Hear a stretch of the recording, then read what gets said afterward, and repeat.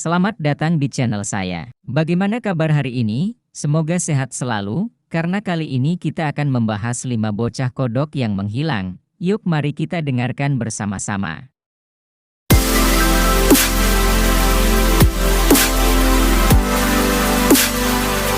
Saat ini kita akan membahas kisah nyata yaitu 5 bocah kodok yang hilang.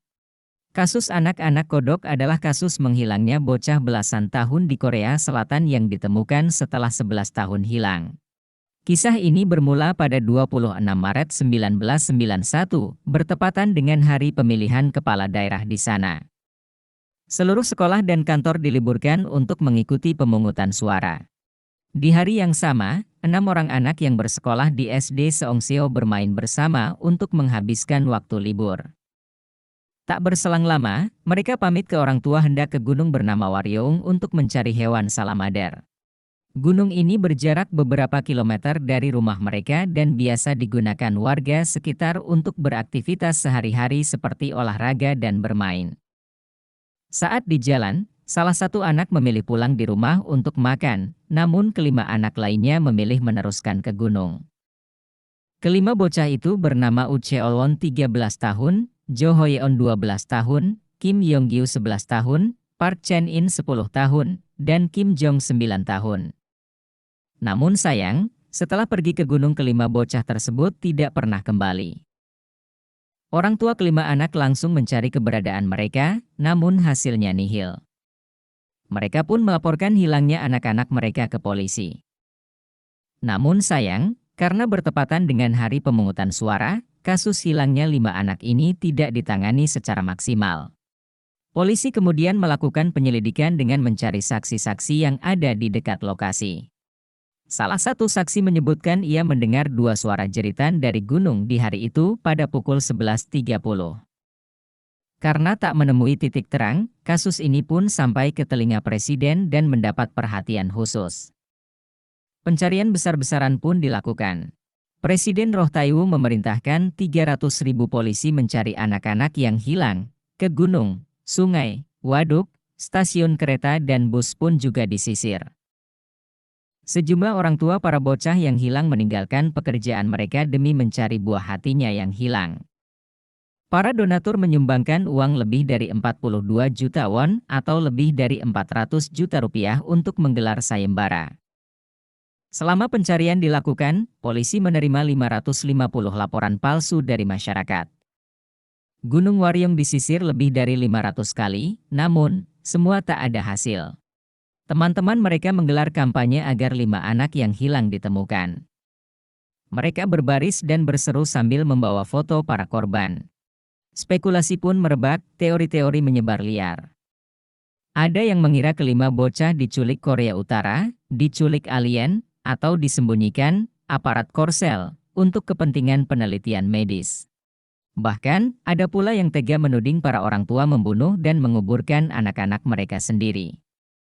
Hingga akhirnya, 11 tahun kemudian, pada 26 September 2002, seorang pria yang sedang mencari biji ek di gunung menemukan potongan baju dan kerangka 5 manusia yang ternyata adalah milik bocah-bocah yang hilang. Karena jasad-jasad tersebut ditemukan berdekatan, bahkan ada yang dalam posisi berpelukan, polisi awalnya menduga mereka tewas akibat hipotermia atau kedinginan. Namun, ada fakta yang aneh.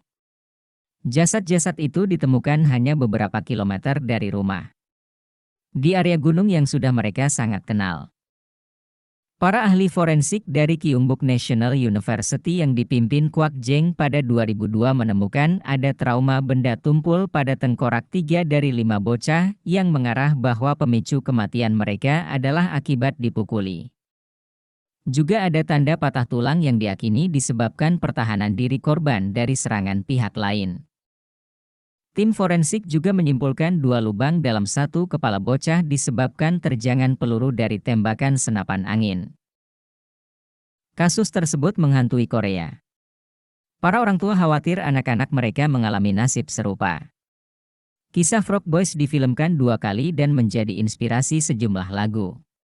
Namun, hingga kini tak ada yang bisa dimintai pertanggungjawaban dari akhir tragis 5 bocah itu. Sebab, pada 2006, Masa kasus ini telah habis dan dinyatakan kedaluarsa, sehingga jika kasus ini dapat dipecahkan sekarang ataupun suatu saat nanti, maka hukum negara tidak berhak dan tidak mampu menghukum siapapun. Polisi mengatakan bahwa mereka tetap akan melanjutkan penyelidikan mereka untuk mengungkap kebenaran. Aturan kedaluarsa terhadap kasus kejahatan semacam itu kini ditentang keras.